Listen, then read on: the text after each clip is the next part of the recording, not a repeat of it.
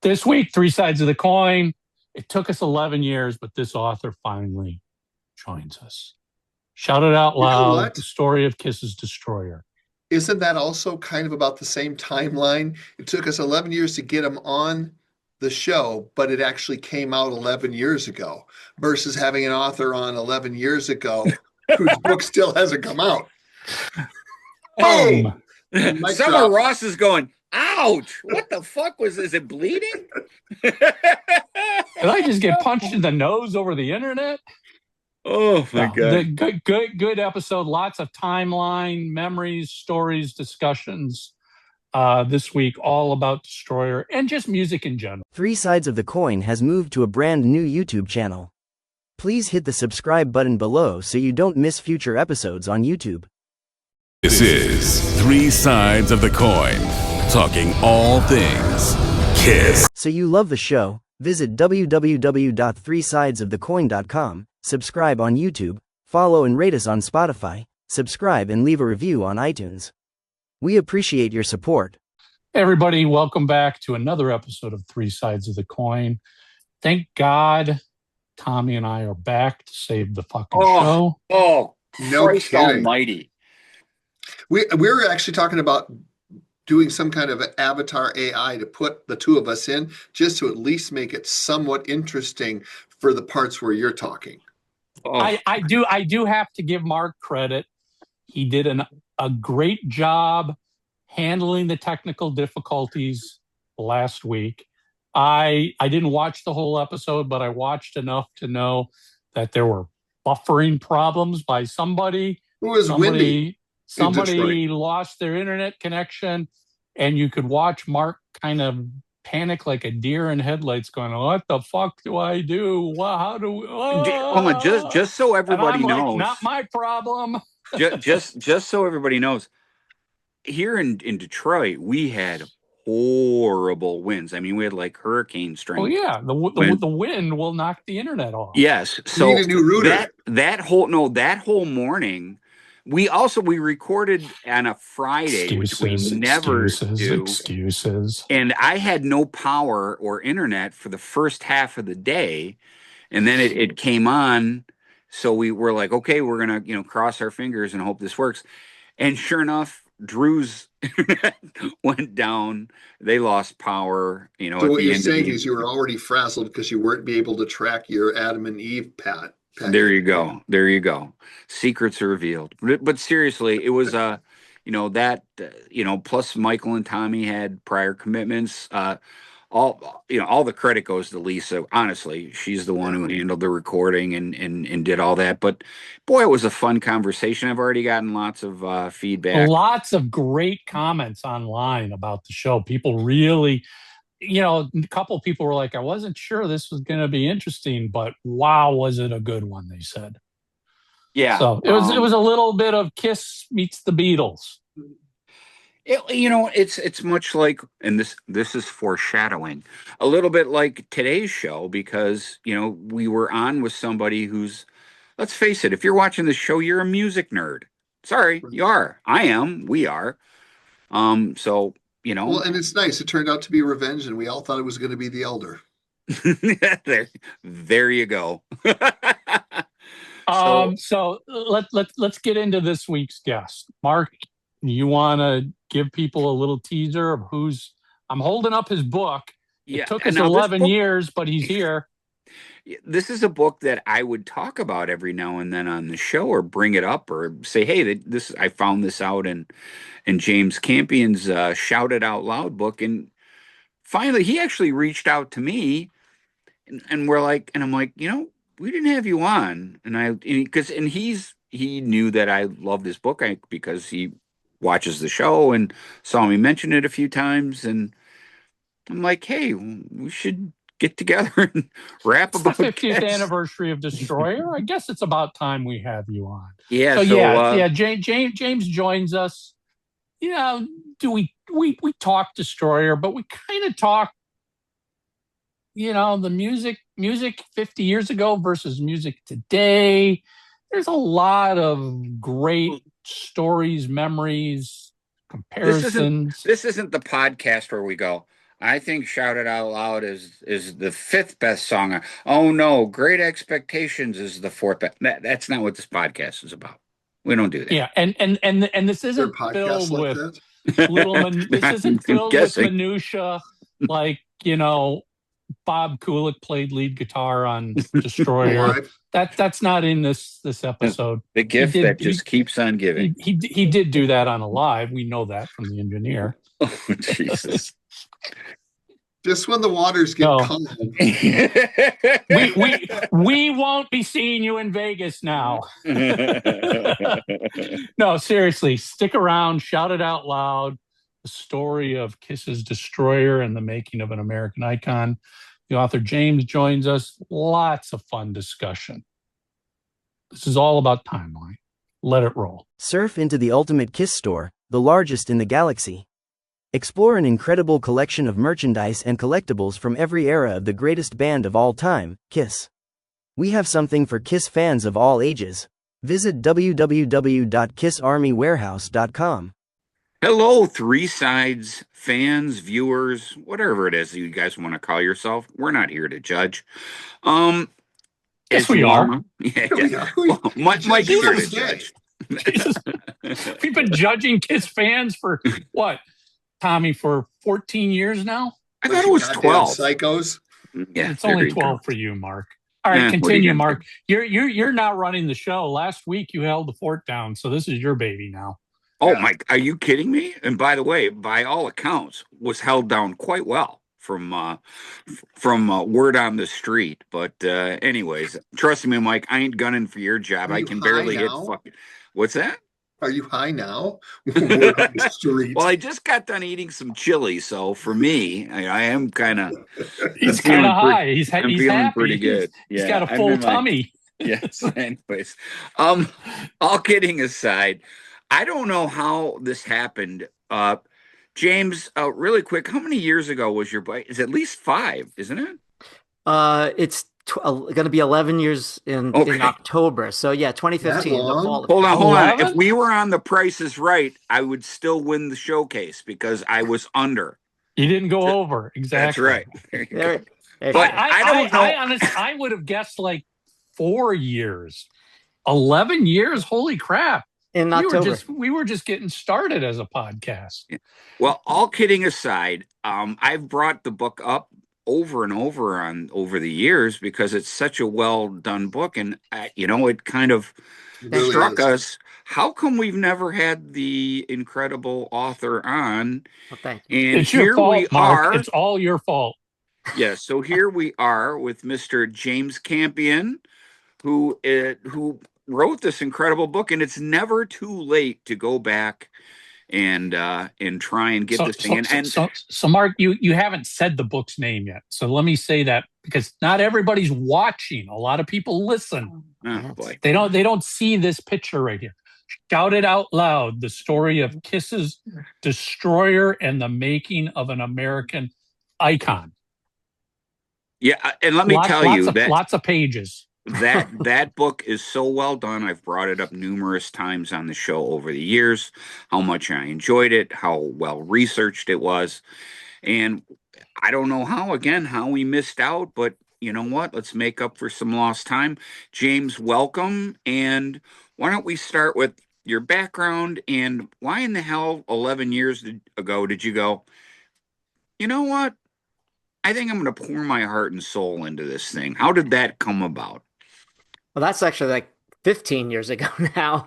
I started the project in 2011. I just wrote about this on my blog, Profund Musique, for today's post, so it's fresh in my mind. When the 50th anniversary came for Destroyer this weekend, I was thinking a lot about why I embarked on the project. And the first reason was years ago in college when I used to argue with all these music geeks and people who wanted to eventually become music writers. You don't argue with geeks now? Please. Not as much. It's not as much, I must admit, Michael. So I would argue that Destroyer should be listed as one of the great rock albums in the 1970s. And I was told I was nuts, and I argued and argued, and I thought I made some good points. And I just thought that it never sat well with me. And I saw a lot of books come through, really great books about Kiss, but never one that argued their gravitas, their influence. And it's clear now, years later, but this would have been in the early 80s. So even in the early, I guess around 2010, 2011, I had found out that Kiss wasn't in the Rock and Roll Hall of Fame. And I had written a piece for the Huffington Post called "Why the Bleep is Kiss Not in the Rock and Roll Hall of Fame?" Then I found out Alice Cooper wasn't even in yet. And I was like, what is happening? So that piece got me a lot of feedback. And people were like, that's true. What the hell? So I thought that what was happening is that Kiss was completely dismissed as some money making. And you guys have all heard it. You're doing this show for years. It's all about the merchandise. It's all about the show and the makeup. And I thought that was wrong. Yeah, all those things are true. But I thought it deserved more. And I thought Destroyer was a great way to showcase that, because I think it's their best work. I loved it as a kid. I got it when it first came out. I was 13. And it's just stayed with me over the years. Even if I veered away from listening to Kiss, I would check back every once in a while. But after like 76, 77, 78, I went along and found other music to appreciate, but Destroyer always stayed with me. So when it came time for me to work on something, I chose it. And I originally chose. Have you guys ever heard of 33 and a Third series? It's a series of small books. They're like glorified essays, about 10,000 words, and they celebrate different albums. There's like 200 of them out now, or more. And at that time, I think it was 60 or 80 of them, and only one rock album. Highway to Hell by AC/DC. So I pitched Destroyer, and they said, great. And I went along my way writing about Destroyer. While I was doing the research, I got in contact with Corky Stasiak, the late great, who was one of the engineers, Jay Messina, eventually Bob Ezrin, and then Dennis Woloch, and you guys know all the names, right? Yeah. And it was way more than 10,000 words. So I backed out of that contract. I had to, give them the advance back. And now I was back on my own. And I went and just kept churning and researching and doing all the work that, Mark was kind enough to compliment me on. And I did get an eventual publisher, which is still my publisher today, Backbeat. And they put it out. And I was so glad to do it because, again, as I told Eddie Trunk when it first came out, I always thank Eddie because he's out there always raising the bar for hard rock and where people just dismiss it. Yeah. And he's the first one to say, hey, there's not one in the Grammys. There's not one here. And so that was my little pitch into the world to give Kiss a higher, just a greater attention to the quality of that music and the quality of the entire presentation, from the cover to all the work that Bob Ezrin did. I just think it's a brilliant record, and I wanted everybody to know that forever. It's in the Library of Congress. After I'm gone, people hopefully will look back and say, wow, yeah. Well, and I think some of what you had already mentioned about the way they were perceived is exactly why they weren't in the Hall of Fame. I mean, Jan Wemmer, who was Rolling Stone's daddy, he was the one who said yay or nay to everything, and he thought Kiss was horrible, you know? So that's a big piece of it. And it's like, music is subjective, as you know, and I've never understood how someone can say, well, I hate that. Well, fine, if you don't like it, that's all right. But to keep a band out of the Hall of Fame or out of a situation just simply because you don't like them, that I don't get that. Yeah, what's the criteria? Yeah. They sold a shit ton of records. They influenced a ton of kids. Yes. At concerts, sellouts everywhere, broke records. They had a TV movie. They had a comic book. I'm just saying, you mentioned it. Great point, Tommy. And I talk about it in the book. All those late 60s, early 70s keepers of the flame, as I like to call it. And many of them have become mentors and friends of mine, like Gerald Marcus and Robert Christgau. But a lot of those guys really blanched at 70s rock and even 70s soft rock. And the Eagles took a lot of crap from these guys. And even the solo Beatles, you're right. They chose heroes and they chose people to dismiss, certain musics to dismiss. And that was that really was the impetus for my. I mean, going off of that point, the whole music industry, not as much today because the internet has has made things a lot more even playing field for everybody. But prior to the internet, 100%, it was always gatekeepers. Now, whether it was a gatekeeper at the Rock and Roll Hall of Fame, a gatekeeper at the handful of record labels. I mean, there was a time where, you know, there were just this many record labels, maybe right. fewer. And it was all gatekeepers. And what do I mean by a gatekeeper? Well, you as a band couldn't go record your own album in the 70s or 80s. Who had the money to hire a producer, an engineer, rent studio time. I mean, that was very expensive. The only way you could do that is get signed by a record label who would then use their money to pay for all of that. But the doorway into that record label was usually a couple ways. A&R, a lawyer who knows somebody at the label, or a label president who is got the power to do that. But all of those things would be driven by relationships and favors. You know, hey, I'm managing a brand new band. I'm looking for a record deal for them. Label ABC, would you sign them? We'll sign them if you give us the next album for your mega superstar you're also managing. Sure. They could care less about the new band's quality. That was throwaway. That was a buy-in to get the big one. So, you know, there was always gatekeepers in the music industry. And Mark, to your point, you know, Jan,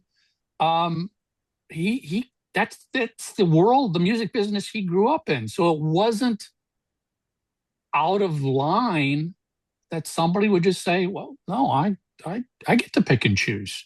And Mike, there's a great real world example of that. And it's right in the ads. If you go back, and this is pre-Destroyer, but I want to say it was Victor, the Japanese label. I could be wrong. But they wanted Fanny, the all-girl rock band. And KISS, they took with, okay, we want Fanny, but you give us Fanny, and then we'll include KISS in some ads and stuff like that.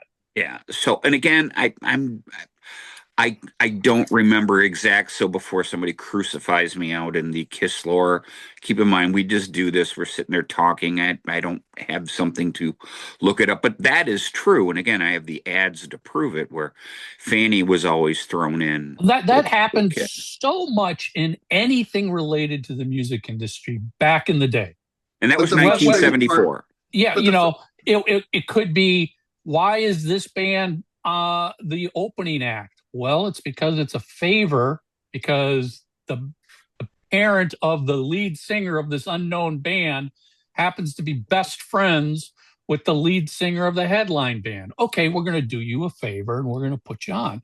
Maybe it's a favor for a manager, a record label, a record store. That's how Bill Graham had the tubes open for everybody in San Francisco. It was just, that was the business. It's who you knew.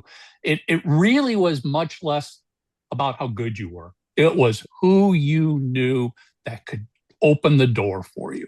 Now, as I said, the internet's kind of leveled that to some extent. I mean, it's if you really want to break it big, it's still a lot of who you know and relationships. But to this day now, anybody can record an album. Anybody can release an album. You can have your album in the exact same digital stores as every major artist, and you don't need to have a relationship with anybody. Doesn't mean you're going to be successful, though. But yeah, I mean, that's what was going on back then. And, you know, let's be honest, KISS was playing that game. Bill Aucoin, Neil Bogart, they were playing that game as well as anybody else out there. But the frustrating part for me as a fan, using Jan Wemmer as an example, is, look, I like Bob Dylan, but I don't judge other bands based on Bob Dylan. I don't judge other bands based on KISS. And they were all so freaking narrow-minded about everything and had to fit into this box. It's just like that local critic we have here in Minneapolis, John Bream. He judges everything based on Bob Dylan. So it's like, if you're not like Bob Dylan, you pretty much suck, because he can't look beyond what he likes. He doesn't try to find something good in everything he sees. All he sees is the bad. And that's where my frustration is. You don't have to like them, but you can't just discount a whole group of teenagers or record buying population that loves Zeppelin or KISS or Aerosmith, or I don't care if it's I don't know, Air Supply. If people are buying the records, there's a reason. You don't have to like it, but you can't just dismiss it like it's garbage. But I mean, I know exactly what you're saying, and I get where you're coming from, Tommy. But you're not a person. None of us were in a position of that sort of power. Understood. And there's that old, with great power comes great responsibility. Well, with great power can come great corruption as well. Hey, I'm not going to say that this specifically happened related to KISS, but I'm sure it's happened out there. Oh, you want me to sign you to the record label, or you want me to do something for you? How much are you going to give me? Are you going to give me 1% of your record sales? Or here's a way that was kind of worked around. There's the producer on a record who actually does the production, creating the music. There's executive producers. What are executive producers exactly on a record?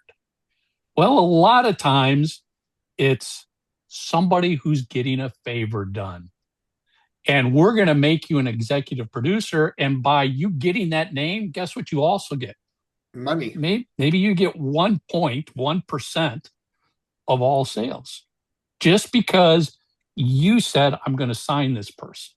So that's what you're dealing with out there. I mean, does that still happen today? I'm sure it does, but it was rampant. I mean, that's how bands succeeded, got signed, got tours. It was, how much cash are you willing to leave in a briefcase when you leave the boardroom that day? Yeah.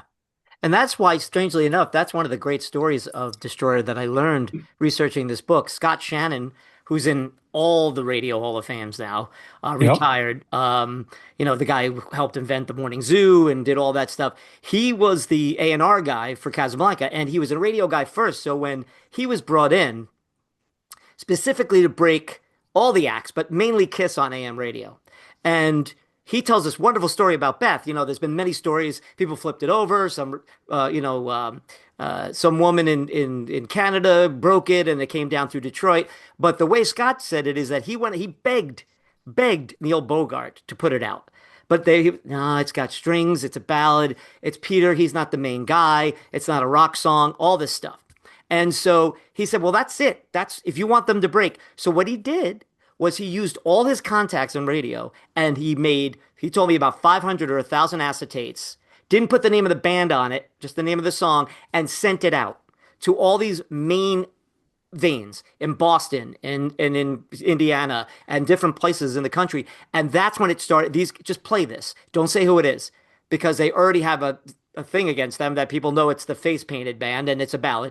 And that's how that took off. It was all about contacts. If Scott Shannon hadn't had those roots in radio, I'm not sure. And as I say in my book, Beth, the album rode to like in the top 20 or something. It's been years since I looked at my book, but you guys know the numbers. And in like May of 76, after coming out in March, and then it started to, because it was on the momentum of Alive, which was still selling in the stores after, the fall of 75. And then it died out. And then here comes Beth. That brings them back into August. And then they win the People's Choice Awards, and they go on the Paul Lynde special and all that stuff, because the record really saved Destroyer and may have solidified KISS's career for the rest of, and as we know, that ended up lasting another 40 something years. Yeah. And, and speaking of radio, I mean, there's a great book called Hitmen that you have to go read. Oh, it's a great book. Yes. All about payola and the record industry. Yeah, Alan Freed and Yeah, I mean, Kiss has gotten a little bit of mention in there, but they weren't a primary act. But basically, it's, a record company wants to, and I'll just use Kiss as an example. I'm not saying this is what they did, but they want to break Beth. Well, they go to the radio station and they say, "What do you want? I know you don't like this song. Yeah. But we want this in your top 10. What do you want for that?" "Oh, I want cash. I want drugs. I want a vacation. I want whatever." "Okay, great. Here you go." And all of a sudden, it's a top 10 album. And, that was rampant. I mean, that's why payola is illegal now. There's still ways they get around that. I'm not saying it doesn't exist. It's just not as blatant. To be fair, though, too, when those things also could fail. Oh, sure. It really does come down to the public actually liking the art. Yeah, I agree. Yeah. I mean, the public will give the song what I guess I describe as legs, but the radio station can add it and put it into their top 10 without anybody requesting it, anybody liking it even getting any airplay. Right. Well, yeah. And that buys the record company, "Oh my God, look at all these radio stations are all over us." So now the smaller stations that aren't taking part in the payola go, "Wow, we better get on this one." Yeah. We don't want to miss the boat.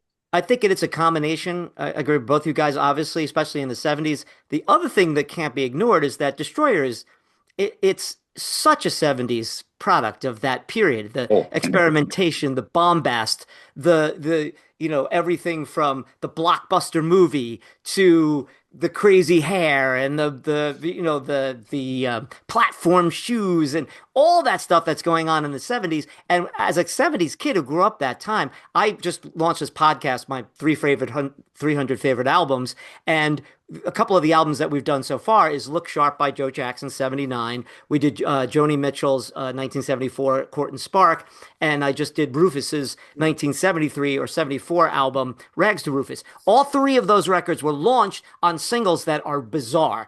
I mean, Tell Me Something Good is a weird song. Yeah. It's just, you guys remember, and Help Me by Joni Mitchell's got 3 time changes in it and a weird, and Is She Really Going Out With Him, that broke Joe Jackson, is also not a traditional 4 on the floor dance song, really at the height or, the end of the disco era. So that's what I love about the 70s.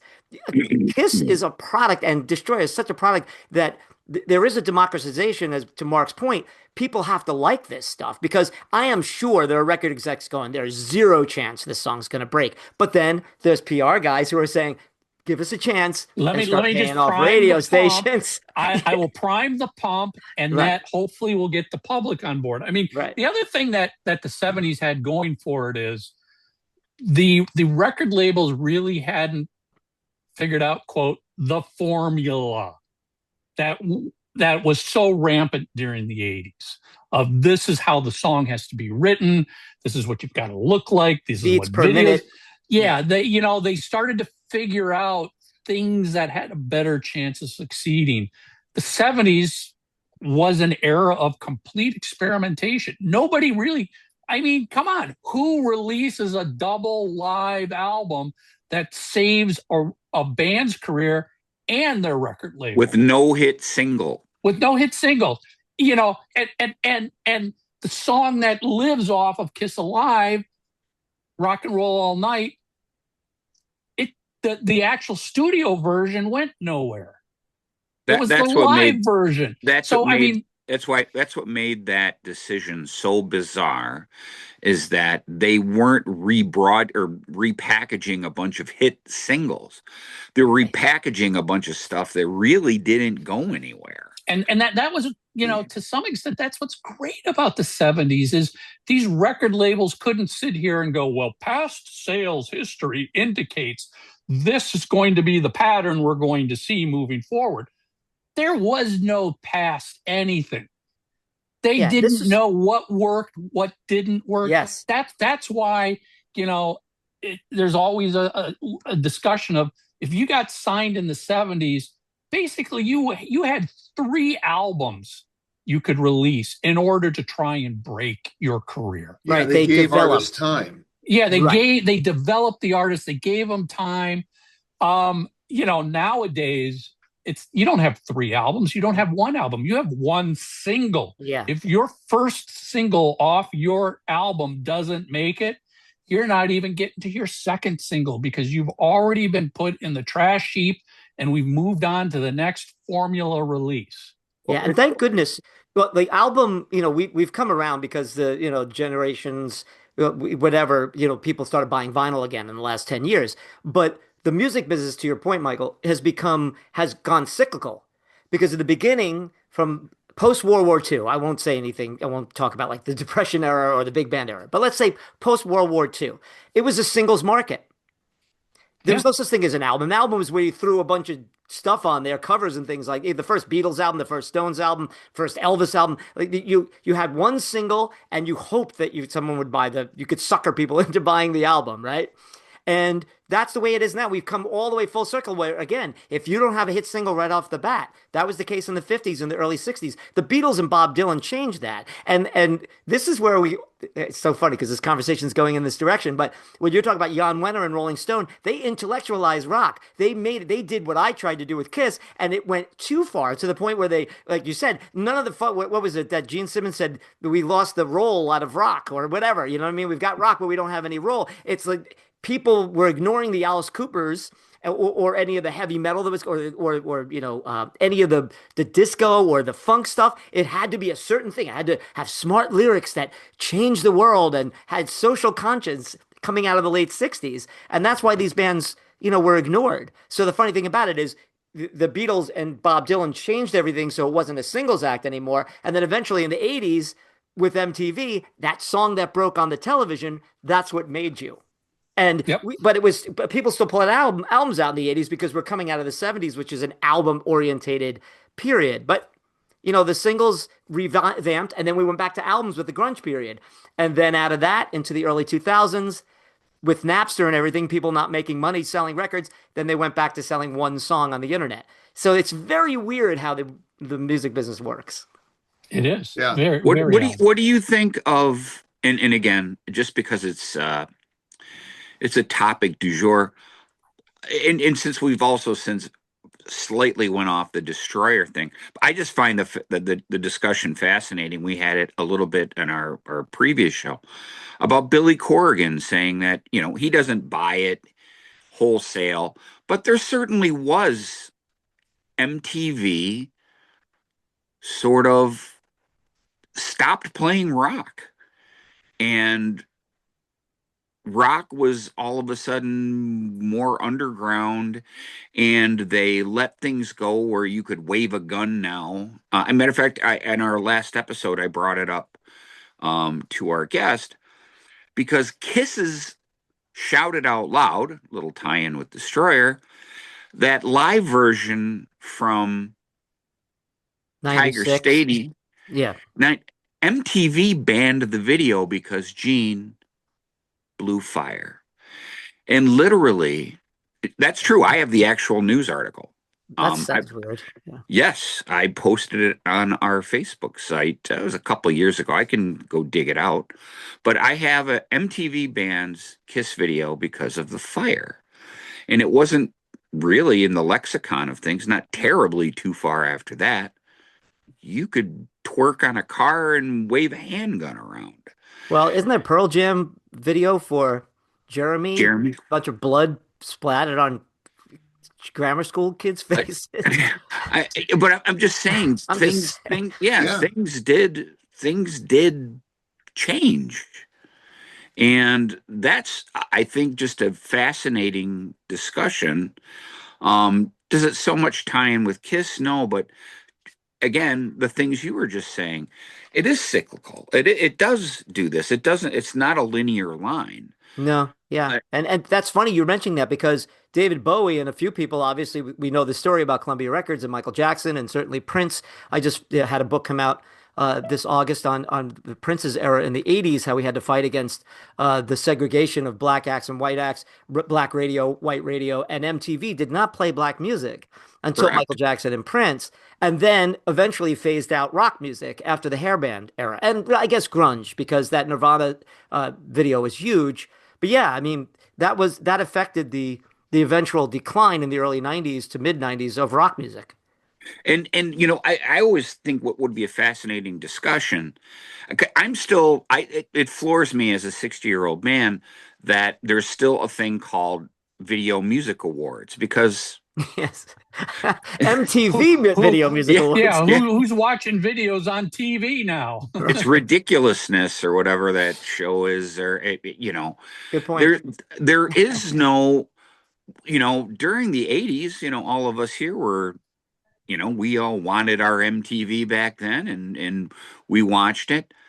That's fascinating that there you do have a Video Music Awards every year, and where do you watch? I'm sure yes, on YouTube or whatever, but there's no central where, like, MTV was like you said, Michael, they were the gatekeeper there. They decided who saw what you saw, and if we wanted to go into Haircut 100 or bands like that, that's what they did, and it just changed the landscape of music. But also too, I mean, let's face it, I think they broke more one-hit wonders than they did album sellers. I mean, it was certainly meant to spoon feed you the music video took the place of the single, the 45. Yes. Yeah, and Mark, as we've talked about before, MTV also, maybe in a way that it shouldn't have happened, made the music less important. Yes. And made how good looking is that band member along with the music. You had all of these great rock bands out of the 70s who had songs that were just as good as what was coming out in the 80s, but they looked like they, long mustaches and straggly beards, and they didn't have the TV look to them. Right. So you weren't going to make it on MTV. So therefore, it wasn't about the music at all. It had nothing to do with the music. It was, you don't look appealing to an 18-year-old girl. How interesting, though. And I've never even really conceived this, but I just throw it out to you guys. How interesting would it have been if KISS broke? I still think they're a 70s act. I don't think that you could make KISS from Jump. I'm talking about from the first album on, where people don't know who the hell they are with the. But can you imagine if there was a video music channel for a band like KISS?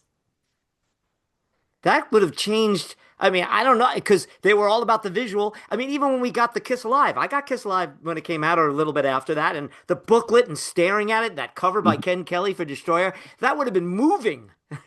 They could have done incredible videos. I mean, as we talked about this in an episode, I don't know, months and months ago, where, when MTV first started, and I think we use this, if a video from The Elder got played on MTV, would that have made The Elder a completely different album in terms of success? That's interesting. They didn't play World Without Heroes? They did. Anything? Because heavy rotation. Here's the thing. When MTV first started, a small number of major record labels refused to give them music videos. Mercury being one of them. Mercury, Polygram did not want to give, they wanted, MTV was like, well, you give the music to the radio station, give us the video.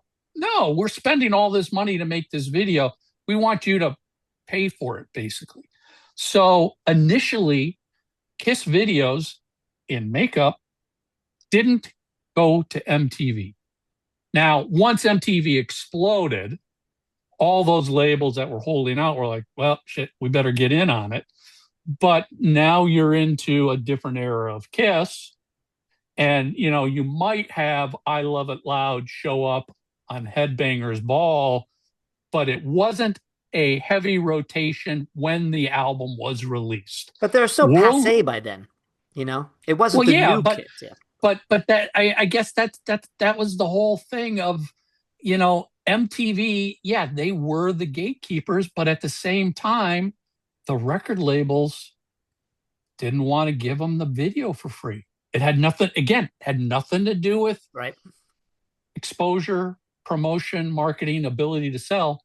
We want you to pay for our video. Oh, you're not going to pay for then we're not going to give it to you. What do we care? Because I still believe that in those the early stages of MTV, they were looking for videos to play. They were dying for it. And so they could have given them the stuff from Rock and Roll Over. They could have given them the stuff from Dynasty. They could have given them it's Shandy, World Without Heroes. They could have had all of that to play, and I think it would have changed record sales for them.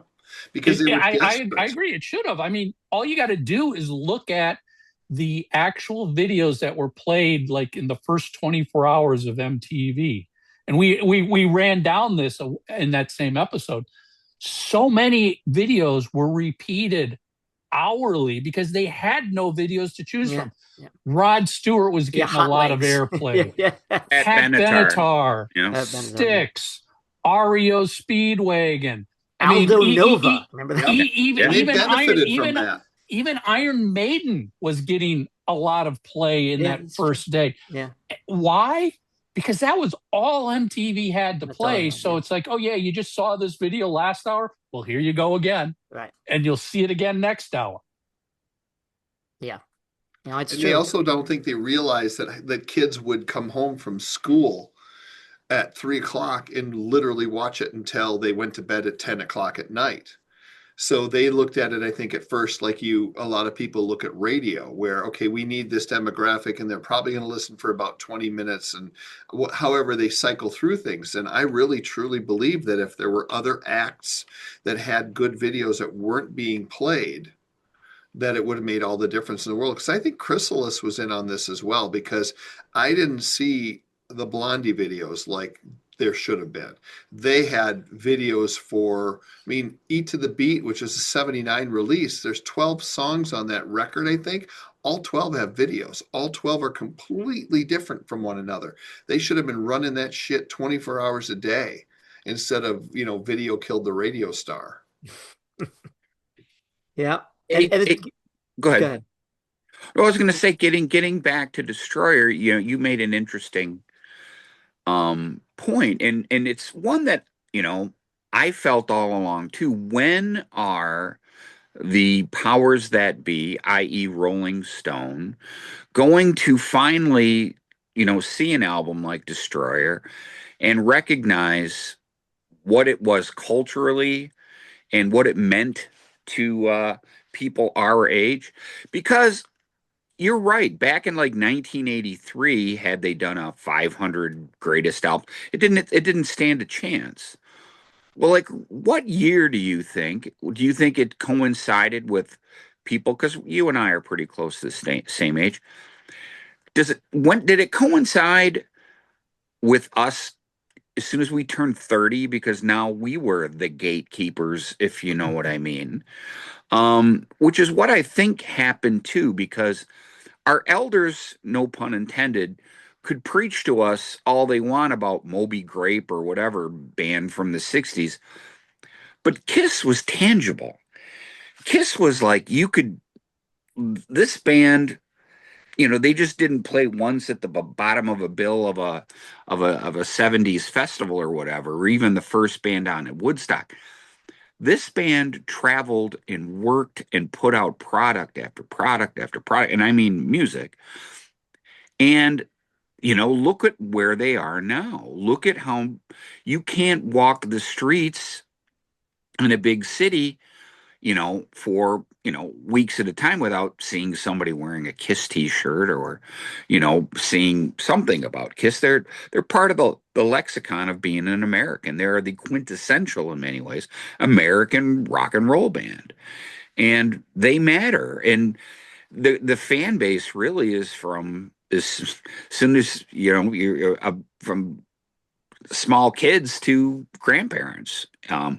So like that's how come I think finally albums like Destroyer and Kiss Alive too, if you've noticed, especially in the last dozen years or so, whenever they talk about great live albums, Kiss Alive's always in there now, almost all the time. I always I always look for it, and sure enough, in even places like I said, like Rolling Stone, they finally went, we give, you can't argue against it. And that's a great thing, which goes back, James, to, a lot of things that drive some people crazy, but that's how come I always said we won. Kiss fans, Kiss fans won. The argument now is over. Our band did succeed. Their fans are the most loyal to this day. I'm sure Beatle fans and other fans would argue, but Kiss fans are just so special. They're so passionate, and they still are. And albums like Destroyer are the reason why. And it's funny too, because with Kiss, you shouldn't think of maturity, because maturity usually happens later on. Destroyer is so much more mature than either Rock and Roll Over or Love Gun, the ones that came immediately after it.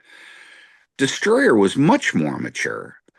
They kind of regressed, and I will tell you, Rock and Roll Over is my favorite studio album. Not by a great leaps and distances. I love Destroyer too, and I love that whole era. I love Love Gun as well, and obviously the first three. But Destroyer had sophistication about it. From the tones and the play. I mean, you can lay that all squarely at the feet of Bob Ezrin. But as you know, because you've researched so much, and it's funny that Gene, especially with his ego, will say this too. Destroyer was not well received right out of the box. Yeah. The fans who rode them to where they were at the moment, that's not what they wanted. Right. And that was the backlash of that was what cost Bob Ezrin the gig. He was going to produce the next record. He was going to work with Kiss, excuse me, the way he worked with Alice Cooper. He was going to be their producer. And the backlash was so great that they had contacted Jack Douglas, who was working. Michael mentioned before about executive producer. Bob Ezrin was executive producer of the second Aerosmith album. That's how Jack Douglas got in there. He was a protege of Bob, and then he ended up producing all those great Aerosmith records. But Bob, they had contacted Jack Douglas to either remix or try to fix Destroyer, because there was word out that there were strings and a calliope and a choir and there was a ballad, and there was a huge backlash when it did come out because of those things. But I find it interesting too, because you mentioned about the maturity aspect of it, and Rolling Stone, getting back to them again. Rolling Stone did a piece right around when they were recording Destroyer, which sent shockwaves, because Rolling Stone never wrote about them. It was always Circus of Cream, and Kiss basically ignored it. But there was a writer there that was describing the choir. He went to the A&R sessions in New York, and decided, it was going to write about this. Oh my God, Kiss is doing this concept album with strings and choirs and stuff like that. And in that article, Bob Ezrin, now when I interviewed Bob and I finally got him, which was part of the reason why it took me so long to write that book, I just kept waiting for Bob, waiting for it. When I finally got him, I had in the back of in my side pocket, he tells a story to the writer about how there was this kid who used to call him up in Toronto and tell him about Kiss. You got to produce Kiss. And Bob told me it wasn't just some kid who randomly called him. He counted on this kid to tell him what was going on in the streets, what people were listening to, because he didn't believe in the rock zeitgeist. And that's why he went outside that comfort zone. But when they started getting backlash from not only fans, but from the Creams and the Circus magazines, that's when Kiss and Bill Aucoin and everybody panicked, and they said, we got to get out from under this thing fast. And even though the album sold well, because, again, it was on the heels of Alive, they parted ways. And at that point, Bob said, I can't work with these guys. At that time, then he went back and worked with them a couple of times later, as we know. But he was just like, they're just panicking way too fast. We've done great work here. And he was right. He was prescient, because Destroyer, even though it was great for a short time and then everybody panicked and they went and recorded live in a theater with Eddie Kramer again in their comfort zone, Destroyer has, as you pointed out, Mark, has continued to move through the decades. And people still look back and say, yeah, that was good. And that's why I wrote it. That's why I wanted there to be a resonance and be like, this is a worthwhile. Now, again, I like other Kiss albums too, but that one just struck me as a kid. The first prologue to the book, I write about opening it up and smelling that, the new smell of a vinyl and putting it on and hearing the crackle and then the radio at the beginning. So, yeah, I mean, it moved me in so many ways that it continued to as I got older, to your point about the maturity aspect of it. But all of that went out the window immediately because it's got strings on it. It's got backwards tracks. It's got choirs. And it's a shame. The thing that makes it have legs is the thing that really ended the relationship between Bob and Kiss, and it's a shame. I think. I think. James, I mean, we're 50 years later. Could Destroyer have only happened in 1976, or could Destroyer have been released in 2026? I think it transcends its time because it was made in its time. Like you guys were saying before about Kiss. By the time we get to 1981, Kiss has been out. They've already been a thing. They're big. They're passe. They're 70s. It's over. If they had come up right in 1982, 83, new, like as 24-year-old guys with that, no one had ever seen it, I think it would have worked. So I think it's eminently 70s. I think it came from the 70s and it reflects those times. So no, I think it's so 70s. And even that cover, Michael, I'm telling you, and maybe Mark remembers this because I'm a couple of years older than him, staring at that cover. That was my music video. I was some kid in suburbia in Freehold, New Jersey, looking at this record cover. That doesn't happen now.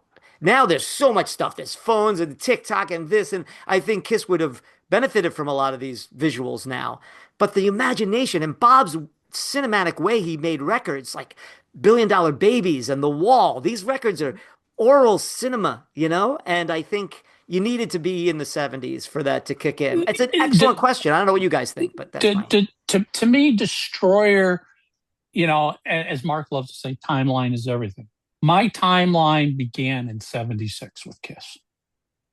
With the Paul Lynde Halloween special, first album, Rock and Roll Over. Then I found Destroyer. Destroyer, in my mind, is the beginning of the Super Kiss era.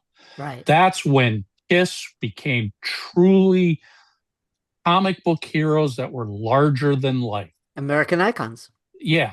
And that's what I think.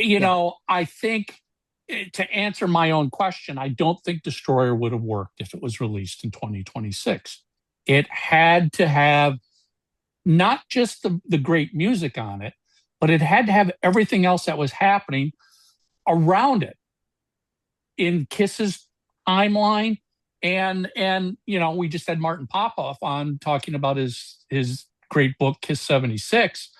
Everything that was happening in pop culture at the time helped Kiss explode. In my eyes, as a 12-year-old fan at that moment, it would have only worked then.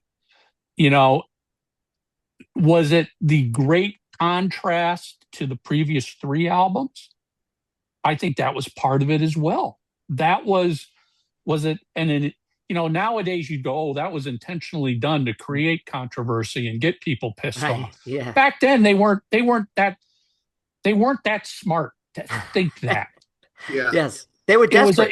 They were desperate. It was their progression.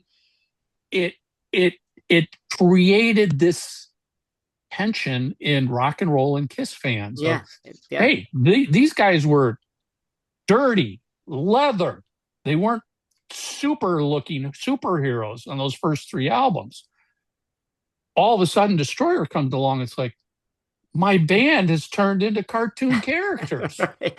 So on the other side of the fence of that, though, I think that's how much of a visual impact the right artwork has on an album or a movie or anything like that. Because Joe Elliott from Def Leppard, we were talking about Destroyer, and he said, I remember walking down the street And he's like, there's this huge display in the record store. I didn't know who they were. And he's like, if this sounds anything like how cool this looks, it's going to be amazing. So I think that there's a piece of that as well, because there's a lot of people who will tell you that Rock and Roll Over is their favorite Kiss cover. I would disagree with that. I've never thought the artwork was really all that good. No, look at the time. Because I think Love Gun and Destroyer are much better representations from my point of view of how I see the band. Whereas I felt that Rock and Roll Over was just a little bit too, I don't know, elementary. Well, I mean, I get what you're saying, Tommy, and it's funny because, you know, Love Gun I appreciate as an album, but it doesn't have the love and devotion that Destroyer or Rock and Roll Over has for me. Oh, and I'm not arguing that point at all. And part of it was, I remember when I got Love Gun as a kid, and I'm like, oh, it's like Destroyer Part 2. You know, it was just a continuation of the same cover theme to me. Destroyer, groundbreaking. Kiss hadn't done that before. That was, again, exploding in your mind. Then you get Love Gun and you're like, well, my mind's already exploded with an album 2 albums ago. Yes. So the late great Ken Kelly.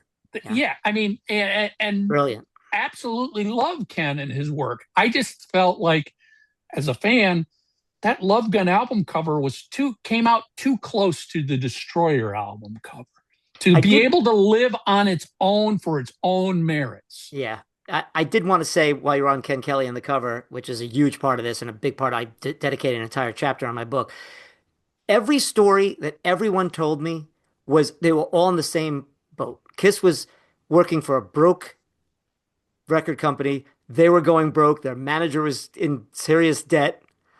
Bob Ezrin, the Alice Cooper group just broke up, and Bob put all of his money, some of his money, and Alice told me himself, a lot of his money to launch Alice's solo career, which they were going to make a movie, a thing, and it only became an album because it became too much. And Bob was looking for something to do 74, 75 before that. And Ken Kelly's story is that too.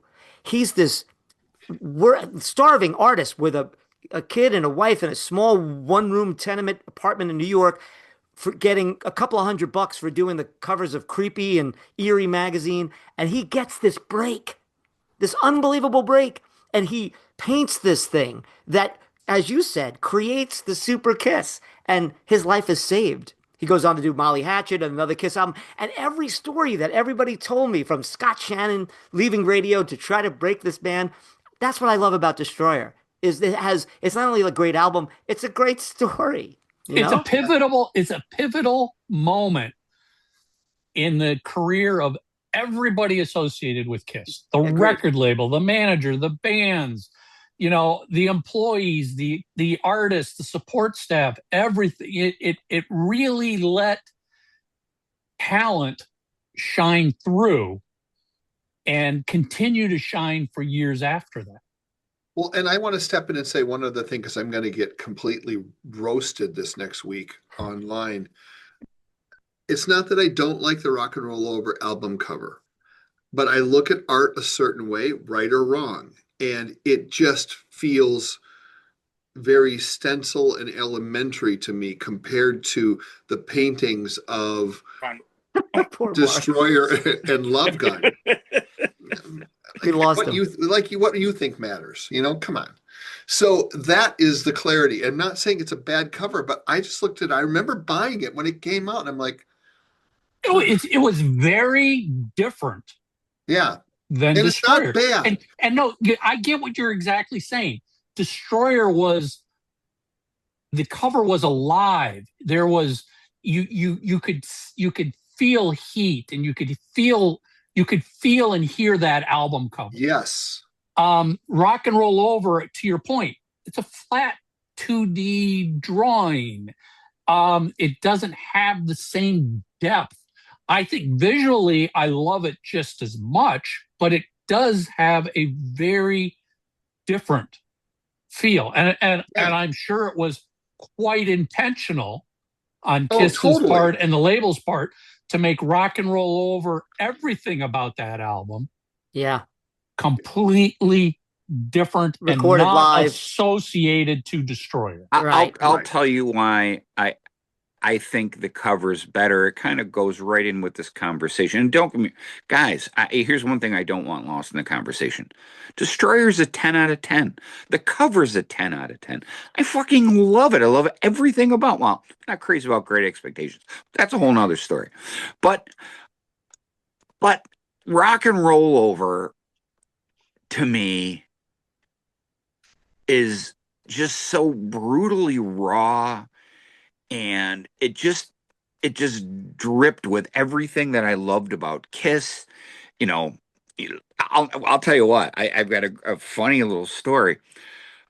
You know, keep in mind, I'm in 6th grade in 76, and we got to bring everyone, you know, you remember when you used to be able to play records in class for a song or two and whatever. And I'll never forget, I wanted to play I Want You, but flipped the route. I had, and Love 'Em and Leave 'Em instead. And I'll never forget when Gene got to the line where you lift your dress, you want to impress. My teacher fucking lost it.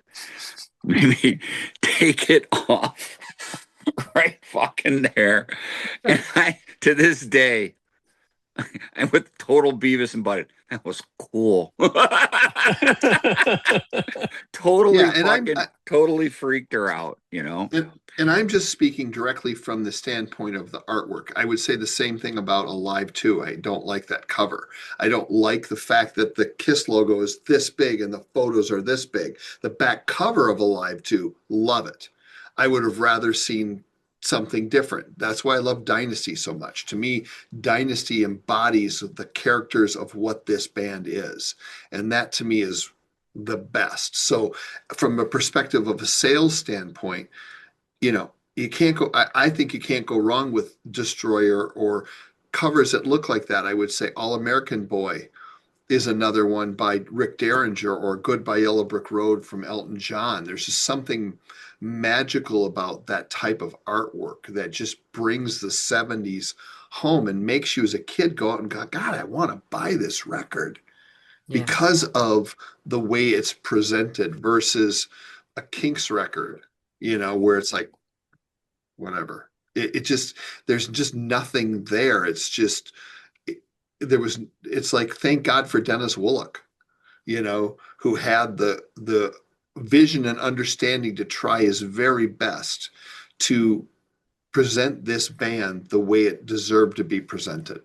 Yeah. Dennis was also a great interview for the book. Yeah, I would say that I was disappointed with Rock and Roll Over because as a kid, I went back, had Alive, got Destroyer, and then I ran back and got Dressed to Kill, right? So I just wanted to see what Kiss was doing prior, because in Kiss Alive, they have the picture of the 3 albums there, so which worked on me. I was like, okay, and I just thought the cover of just Dressed to Kill was the coolest, so I got that one. And that was kind of dead sounding, and then I said, okay, and then they did Live, and it's crazy with the crowd and the explosions, and then Destroyer with just Detroit Rock City sounds like, I don't know how I describe it in the book, but it's like a howitzer tank barrage coming at you. And then the rest of the record, the way it ends with the bells and the Do You Love Me and the build up of the strings. And then Rock and Roll Over just sounds like a rock and roll band. It sounds like Just to Kill again. I understand why they did it, and now I understand what doing the research. But being a 13-year-old, 14-year-old kid, I was like, I want Star Wars. I want something huge. I don't want that. But later on, I enjoyed those records too, but that's at that time in real time, I was kind of disappointed that Kiss didn't sound larger than life. No pun intended. It's amazing looking back now, many decades later, and most of us back in the 70s didn't even think about this or didn't even concern us. The difference of producers on band albums. Now we can sit back and go, well, yeah, that's Bob Ezrin's style, not just with Kiss, but with anything he does. He's that kind of a producer. You could know immediately it's a Bob Eddie Ezrin. Kramer, Yeah, when you listen to Rock and Roll Over, that's what Eddie Kramer is. He's not a Bob Ezrin style producer. But you don't see his fingerprint on those records. He lets the band and the sound go. He learned that from Jimmy because he worked with Jimi Hendrix, and that's the thing. Bob Ezrin sounds. I was always impressed by Todd Rundgren. He produced a lot of stuff, but nothing sounds like Todd Rundgren. He produced Right. Bat Out of Hell. Sounds nothing like a Todd Rundgren record. But if you listen to a record produced by Prince or Bob Ezrin, or there's different people who are, when they produce, it just sounds like a Prince record or Bob. You know what I mean? That kind of thing. Yeah. Unfortunately, Rundgren ruined the New York Dolls album. Yes, he did. Yeah, they That's not should his have best had work. Eddie Kramer. They should have had Eddie Kramer That's true.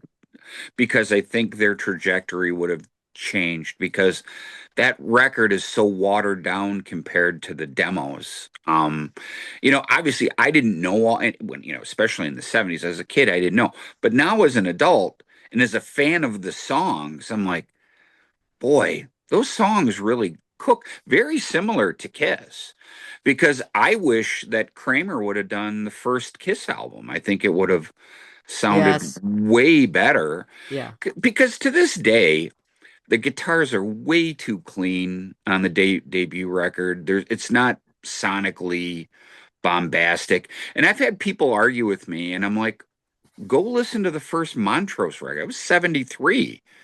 Go listen to Space Station #5. Those tones were available in 74. They didn't harness it. I don't know what they were thinking on the first record. I mean, at that point, it's kind of, matter of fact, in a couple of days, because I ordered it, the debut Aerosmith album has been remixed, and because I'm such a huge fan of both bands, both of their first records, both the first Aerosmith album and the first Kiss album, kind of lame sounding. I'm just talking about tones. The songs on both albums are great, but those Except records. Dream On. Dream On is a standout. Everything else, you're right, sounds kind of dead on that record. But isn't that odd though? I mean, don't you Yeah. find? I'm with you. I'm like, well, Dream On actually translated well, but for the most part, I would say it sounds like it was almost recorded on a cassette. It just doesn't sound. Well, One Way Street is so thin. And again, Cruise by Yellow Brick great Road is song. the same time too. 73. Yeah, and look how great those tones It's are. And freaking amazing. Dust amazing. Dungeon, yeah. Agreed. But I digress. Yeah, but it was just such an incredible time for music. Look, that's one of the great things about classic rock and streaming. Now, if you look, a lot of kids like Back in Black, and they like, Rumors has come back big time. It's very popular. my God. I know, but isn't that odd? If you go look at the charts, how many 70s albums have re-entered the charts? And it's not because of us, it's the kids. Put it this way, I don't think a bunch of 60 and 50-year-olds made I Was Made for Loving You 1 billion streams. That's not how that happened. Yeah. Well, listen, I have a niece who's getting into the music business now. She's a singer-songwriter, Sydney Lee. She's going to be 23 in a couple of days, and she loves all that 70s stuff. Real drums, real guitars in a studio. We went down to Nashville to record her EP, and all these cats that were down there were so happy to see a young person not using Pro Tools, not in their living room, not trying to get the beats per minute, not trying to be Taylor Swift. Nothing against Taylor Swift, and I'm just saying, all these younger kids, like, I think there will be, with this AI stuff now and all the stuff that we read about, like I said, this return of like pop singles, hit singles, there has to be certain beats per minute or certain keys used in the summer and certain during the Christmas season. It's just permeated these kids, and they're rejecting it now. Their revolution is go back, and you hear a lot of kids go, I want my record to sound like Rumors. I want my record to sound like the first Kiss album, whatever. It should sound like people in a room, because the word record is a record of an event of people playing music. And if we can get back to that, that would be fantastic. With all this discussion we've had about Kiss producers on this album or that album, are we, as fans, actually fortunate that Kiss didn't use the same producer through much of their career? That Bob Ezrin, as great as Bob Ezrin is, and I do love what he's done with KISS, would KISS have just been AC/DC in the sense that, well, Bob Ezrin produced everything. Every album is going to kind of sound the same. Like you Mud know Lang. exactly what you know what you're going to, you know what you're getting with every album. It ain't going to disappoint you, but it also may not be like an eye-opening surprise where, 50 years down the road, how many discussions do all KISS fans have about, well, Michael James Jackson versus Eddie Kramer versus Bob Ezrin versus Bruce Fairbairn versus, anybody they've ever worked with, because every one of them gives us a slightly different, unique album on its own. It wasn't a rinse and repeat over and over and over again for 50 years. Yeah, and the same thing that a band or an artist, I'll give Paul McCartney as a good example because he's had a huge 2 careers, right? Beatles and then Wings, really 3, and then later on. People always gave him crap for just doing weird shit, just doing something that, come on, we expect you to do this. But if you take his full catalog, like a meal now, and go back and there's nothing boring about it. It's something different because you're seeing the full arc of this man's career. But if you're being piecemeal, like me as a kid, I want more Destroyer. But then you get into that whole thing where Springsteen always has to be Springsteen, right? AC/DC has to be AC/DC. You're not going to get a Bruce Springsteen, electronica album. He's not Madonna. Okay. No. He's not the funny David thing, Bowie. the funny thing about like Bruce, I liked his music up until like Born in the USA. I didn't like the way the records. You got off the train early. Yeah, but I love those 70s records. I still play them. And it's I just had to this is just you talk about the zeitgeist or whatever. The last 2 days I've been in a total Joe Jackson and Paul McCartney and Wings, and you talked about both of them in the last half hour. I've been, I'm the man. I was listening to that, and then Magneto Entertain. I was listening to the live album, Wings Over America, this morning. And think about it, how different those sounds are. You know what I mean? Even from KISS to the punk. I don't know. How would you even describe Joe Jackson? It certainly had a. Said new wave. That's but the bass playing on those records. Oh my God. Just insane, isn't Great it? Band. Yeah. Oh yeah. And like you said, is she really going out? That's and what album has Breaking Us in Two? That was a little bit farther down. Yeah, that's Night and Day, 1983. Yeah. Oh, I mean, what a heart-wrenching, beautiful song. And then you have something that like Look Sharp, or it's just that guy, his catalog is just did jazz stuff, old yes, 30s the big covers. Band, yes. Yeah. I love think that. But Joe Jackson's kind of like an anomaly in the respect that people who seem to gravitate towards him, at least from my perspective, like all kinds of music. But when you talk about someone like AC/DC, it's like metal or death. And so they want a rinse and repeat. They don't want anything to ever. But I love them both. I was just going to say, I mean, I'll listen to AC/DC and I'll listen to KISS. And I don't want KISS to be as consistent sounding as AC/DC. But I get that, Michael, but you also have a really wide variety in music that you like. We all do for different reasons. Well, but I know what you're saying, but what I was going to get to in relationship to the variety in the KISS catalog is people will say, hey, Mike, what are your top 5 favorite KISS records? And I go, well, it depends on how I'm feeling today. The same albums might always be in my top 5, but their order's going to change. Right. And to me, that's what's beautiful is like, I'll wake up one day and go, I'm really in the mood for Destroyer. And then 3 weeks later, it's like, no, I won't. Then 3 weeks later, I'll be like, you know what? I just need some simple, raw rock and roll over. I don't need all the finesse and the bells and whistles. And as humans, our moods, our feelings change on any given day.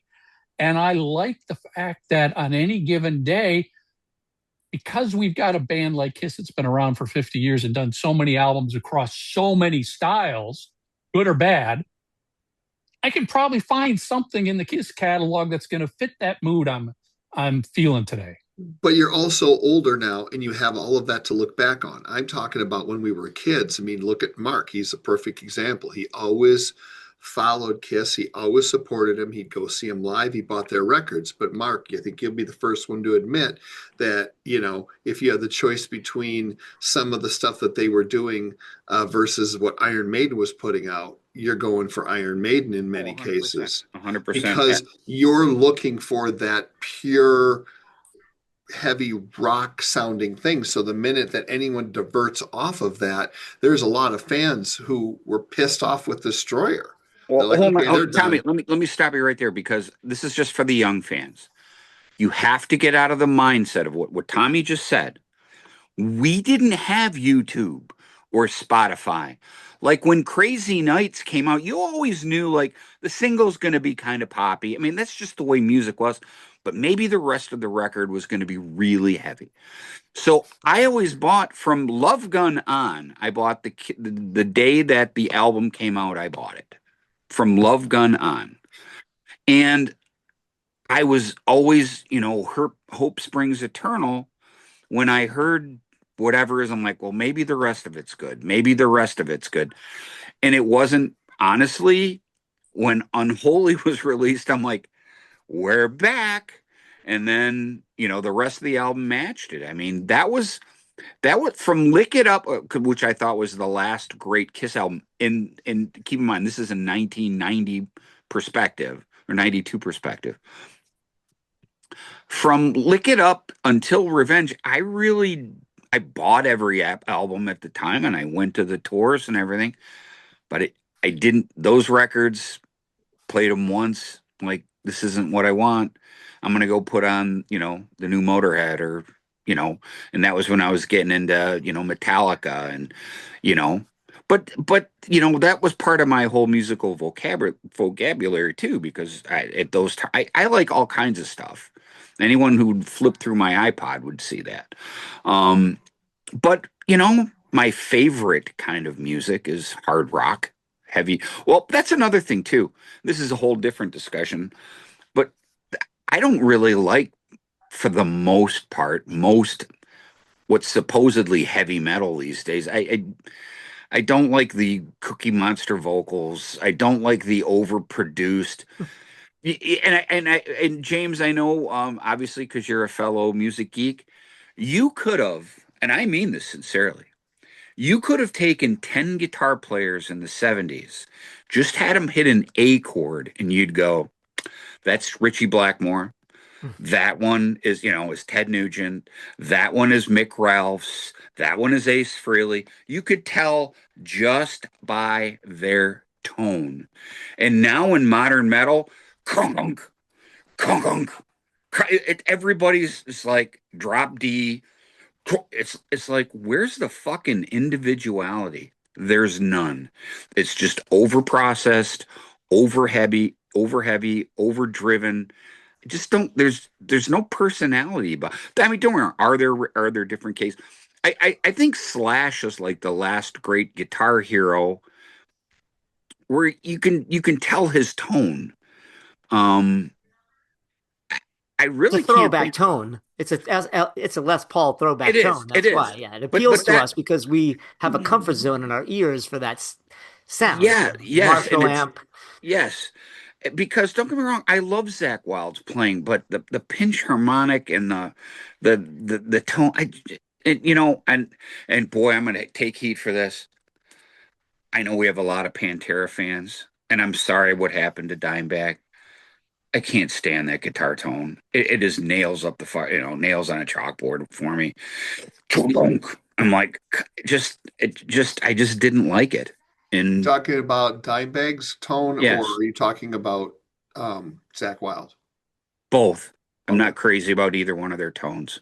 Okay. I like a more natural tone. And say what you want. I'm not just saying this. Ace Frehley to me was a tone god.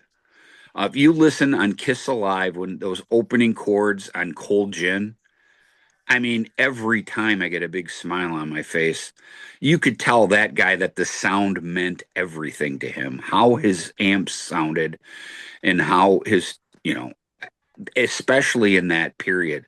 No His effects pedals either. James, you Plug exactly and what I'm talking about. play.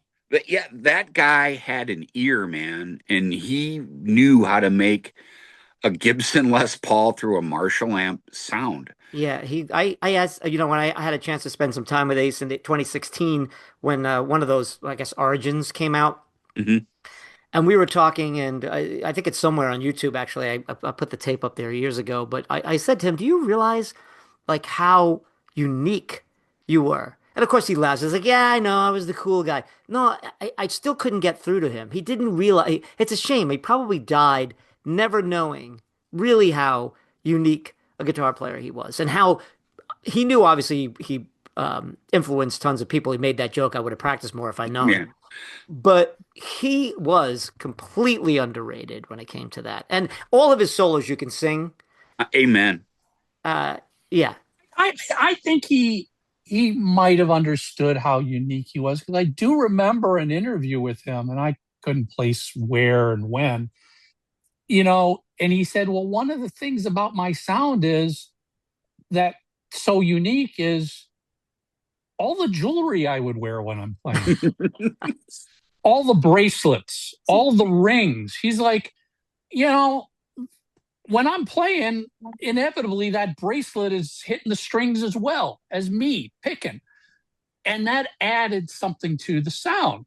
And I'm like, because I remember as a fan for decades looking at all that stuff going, does that mess with his sound? And he comes out and says, well, that's kind of what makes it unique.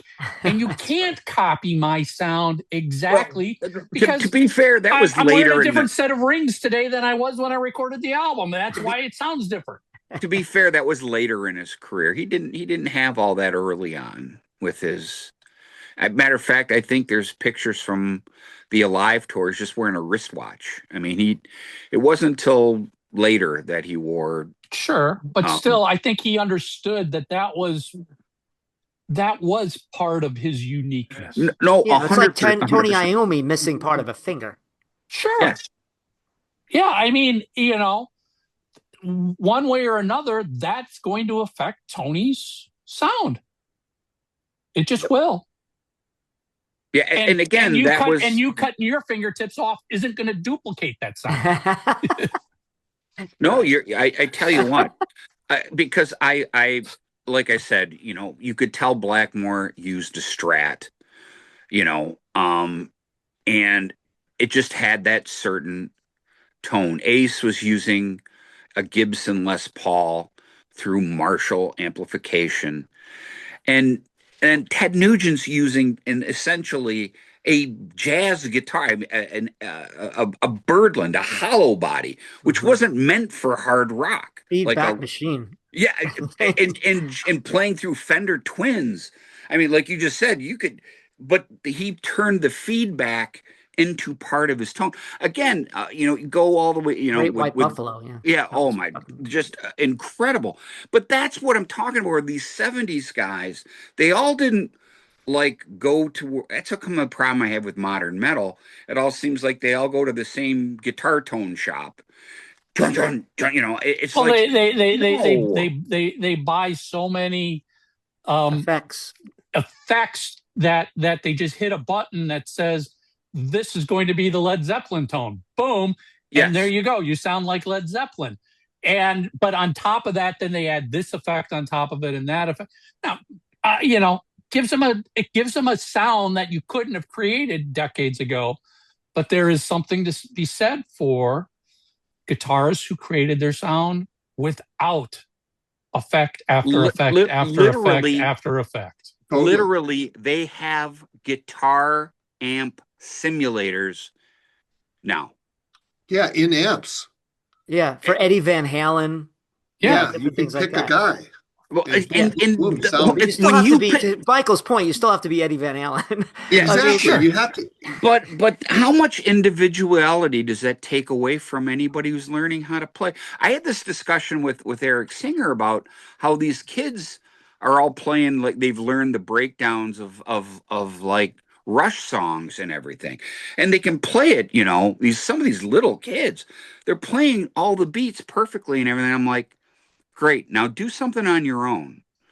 You know, we didn't have a YouTube to go, and you had to guess how it went, and you had to sit with the needle over and over. I used to have a cassette player next to my kit when I was growing up, and to go over and over and over, and it took your creativity. And so many times when you're trying to learn a part, you fucked up, and you're like, hey, that fuck up's pretty cool. I'm going to use that in another piece of music somewhere. And I just think a lot of the individuality is gone. And hopefully, like you were saying, James, that maybe the pendulum is swinging the other way, where the kids will go, you know what, I don't need to learn it on YouTube. I'm going to, or I'm not going to use an amp simulator. There's I just found this Fender. I'm going to try that. And that was the great thing too, even by great guitar players like you said, with Jimmy Page. Jimmy Page would play a Telecaster. I mean, these are guitars that weren't associated with, heavy rock like a Gibson Les Paul is. You know what I mean? So there's just, I don't know. This is a totally different discussion, which I'd love to have over a couple beers. But and I think to wrap everything up here with this discussion, and my question: could you have done Destroyer 50 years later? Absolutely not, because they wouldn't have recorded Destroyer in 2026 the same way they recorded it in 1976. Well, the record plant's gone, so that's one. Well, yeah, but they would have been using all sorts of effects and other, it would have been recorded digitally. I mean, everything would have been completely different. Yeah, and that story of the binaural headphones and Corky Stasiak getting in his little Toyota parked in front of and starting it up for that intro to to Detroit Rock City. Those guys, the story of that is magnificent, and it's all ingenuity. I mean, there's some technology in there, but very raw technology. Well, and it's sort of the same example as, a science fiction movie like Star Wars in the 70s wasn't CGI. They built sets, they built models, they built miniatures. You make the same movie. Costumes. You make the same movie. Yeah, you want a creature? Well, you're going to have to put a human in a costume. You can't make a CGI effect. Now, that same movie would have been made completely different. And even Lucas tried to change it, which drove people nuts. But if you want a banta, you got to put an elephant with the thing on top of it, which is what they were. Exactly. So, it's always when I love it when a band says, "Oh, our new album is," when Gene or Paul say our new album is as good as Destroyer was. No, right. It will never be as good as Destroyer, because we're in a completely different time than when Destroyer was recorded. It's a snapshot. You are completely different people. You can't even begin to write the same songs that you wrote for Destroyer now. Right. You can't, and to fans who wish bands could go back in time, well, you can't. I mean, it's just there. Time machines don't exist. You can't go back in time. And you probably would. I mean, John Lennon said it best. Every time they asked him, "Are the Beatles getting back together?" he said, "When everybody goes back to high school, when everybody goes back to what they were doing in 1964, then we'll go back to being the Beatles." You just can't. So that's why, take that moment from 50 years ago, Destroyer, and love it for what it is, because we're never going to get a copy of that. We might get another album that makes us feel good, like that made us feel. Mark, to your point, when Revenge came out, I was like, oh, this feel. And again, there's a similarity. Ezrin produced both. I can go, oh, it's kind of got that Destroyer feel to it. Was it Destroyer? No, but it was really good. But you got to love what you got because it's never going to be recreated. It can't be recreated ever again. Even if you got the original, you can't now, but if you got the original 4 members of KISS, put them in a studio together, you still couldn't create Destroyer or Rock and Roll Over. True. Or any of those albums. That is true. So, 11 years later, I finally got on. Than never. I finally got on with you guys. And it's available on Amazon right now. Audiobook as well as the what is it? Kindle. It was only in paperback, right? It wasn't a hardcover. No, it was only in paperback. That's correct. Yeah, it's right there for you guys. Order it. It's an amazing book. Thank you. Go buy the book. Read it and listen to Destroyer while you're reading it. Yeah. That's what I love to do. I bought the book on the making of Fleetwood Mac Rumors, and as I was reading the book, I listened to the album, and it really does give you a different sense. As you're reading about the song, you're listening to the song. It's kind of a cool thing to do. I love being a music writer. I love meeting other music writers, sitting down to lunches with authors and talking about that, because anytime I see a documentary or I read a book about an artist, it's 2 weeks of just listening to Lou Reed or 2 weeks just listening to Journey, whatever, you know what I mean? And it's great. You get to realize your points all throughout this whole conversation. It's part of our childhood. It's part of our growing up. It's when we had our first car, our first girlfriend, our first beer, our friends, these guys that we were friends with because they were just geographically in the area. But you'd give blood for these guys. And these are the music. This is the music we listen to on 8-track in our cars and at home in our rooms with the headphones and staring at the covers. And it's great to be nostalgic about that. But it still works today when you find it on Spotify and you play it driving on. Oh, no, it does. I will listen to Destroyer on Spotify today. It'll bring me back to 76. Yeah. And that's what you've got to, that's all you should be looking at these albums, these classic albums from decades ago, to bring back a memory, a moment in time, put you in a place, mark timeline. That album, when you drop the needle on it, I've said it all over again. When I hear I Want You on Rock and Roll Over, I'm immediately in a time warp back to 1976 in my parents' living room, dropping the needle on their big stereo console and hearing a KISS album for the very first time. Music can do that. You can't recreate that. So enjoy the memory itself. Yeah, like playing that pinball machine that Mark's got there. I can't believe he got the KISS pinball machine. I used to play it at Manasquan Beach. They used to open in the winter when the beaches were closed. They'd open up the games and we'd drive down there, and I'd play KISS pinball for hours and hours. Great memories. Cool. Yeah. Yep. Yeah. James, thank you. Yeah. Before we let you go, anywhere, do you have a website, anything you want people to go to visit? Sure. Yeah. If they're interested in buying the book, the Shout It Out Loud, like all my books, coming in digital, and also there's an audio book for that.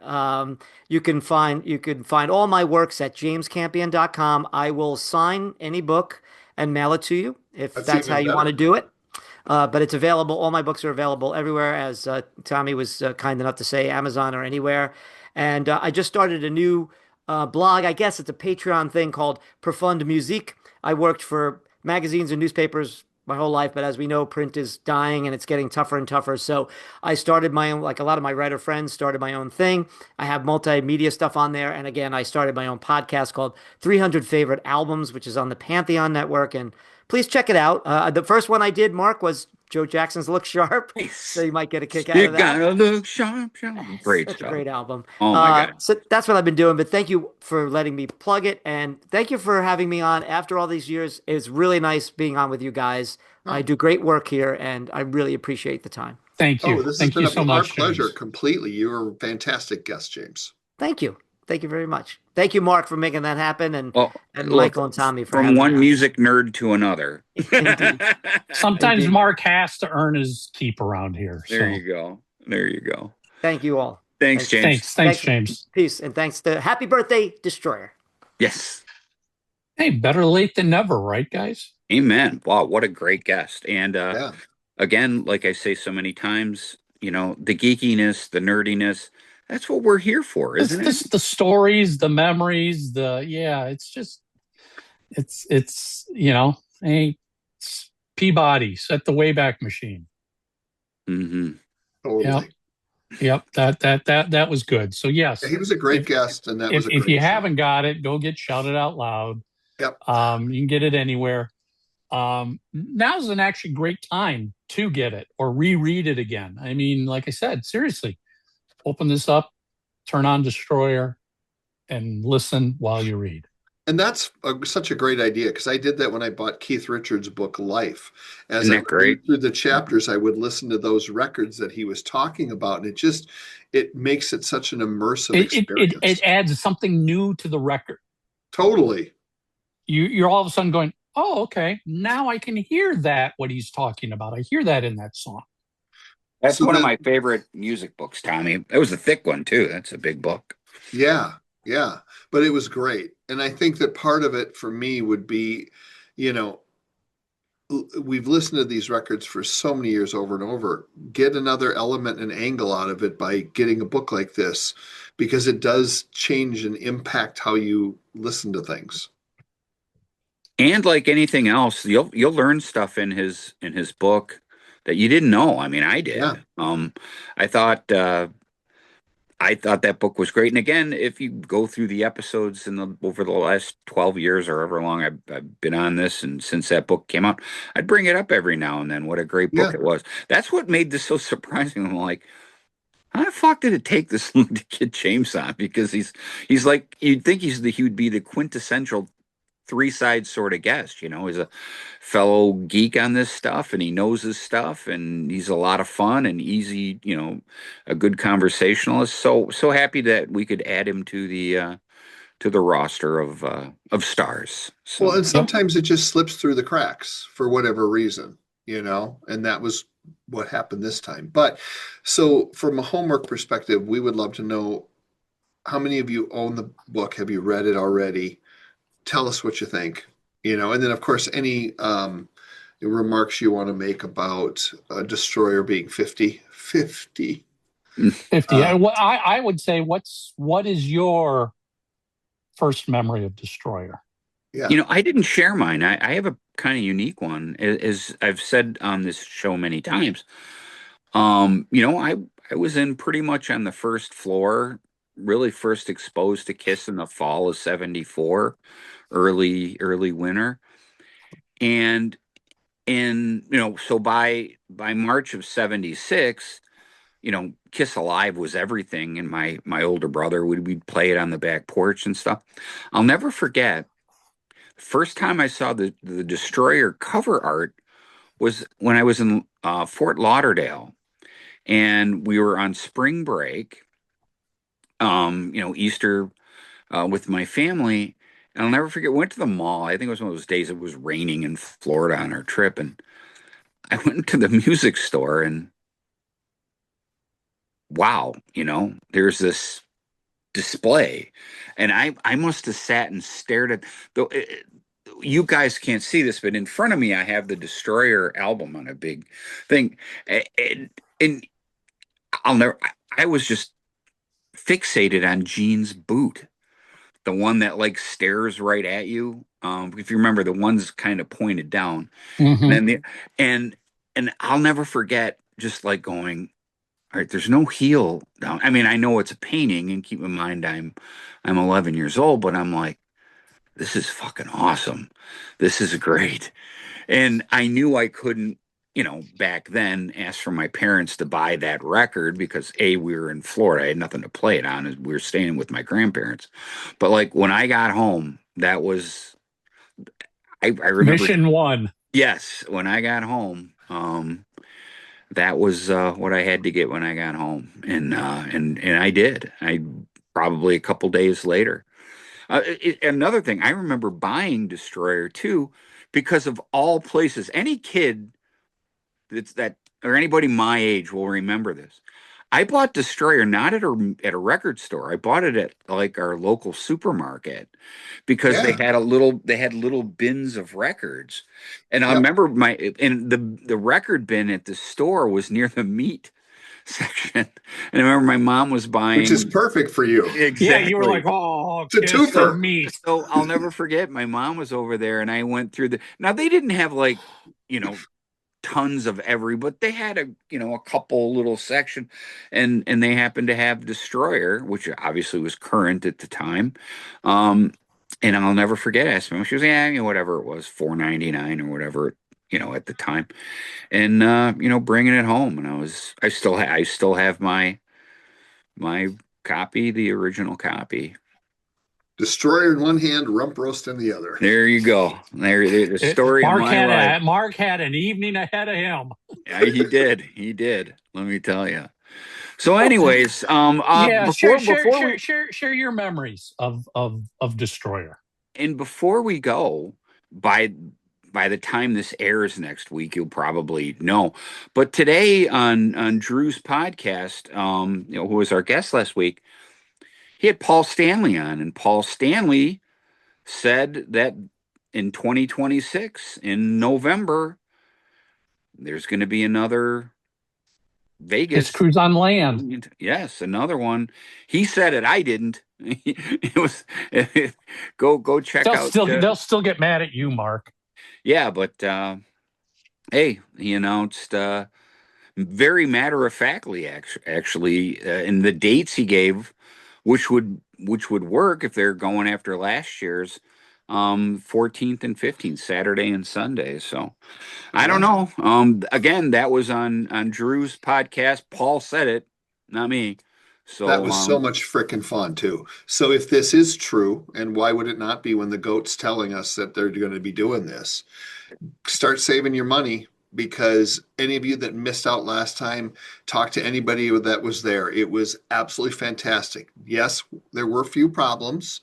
Some people were unhappy with the food, but I don't care where you go. You're going to have people who are going to somebody's going to be unhappy with something. One aspect of it or another, but overall, everybody was thrilled with the way it turned out. And I'm telling you, at least for the three of us plus Lisa, man, we had a blast. It was great. Yep.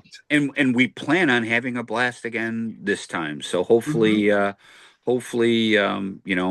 we can all go out there again and have fun, because that was just, a very unique and special time. So fingers crossed that, all that works out. And, also too, can't forget to say this, Keith's Expo is in just a few weeks. Oh yeah. In Indy. So, hopefully you guys all go out to that. It's second week of April. So I've had a lot of people ask me. Holy shit, that's less than a month. I know, it's what I said, it's just a few weeks. I already have a trip planned, like literally a day before that, but I'm going to try everything I can to get out there and hopefully see everybody. So, all right. Anyways, Gracie, can we say goodnight here? Yeah, let's go. Let's let Mark feed himself. I know he ate. No, before. I had her. Yeah, but I'm figuring you're going to need a booster. Look, it's 10 after fucking 8. Can we go home now? Let's just wrap. Let's wrap. All right, that's it. 3 sides of the coin. We're out of here. We'll see everybody next week. Are you looking for official 3 Sides of the Coin merchandise, t-shirts, hoodies and more? Visit shop.3sidesofthecoin.com. We ship worldwide. You have something to say? Leave a voicemail or send us a text message. Call 320-515-4771. Voices for 3 Sides of the Coin, provided by LarryDavisVoice.com.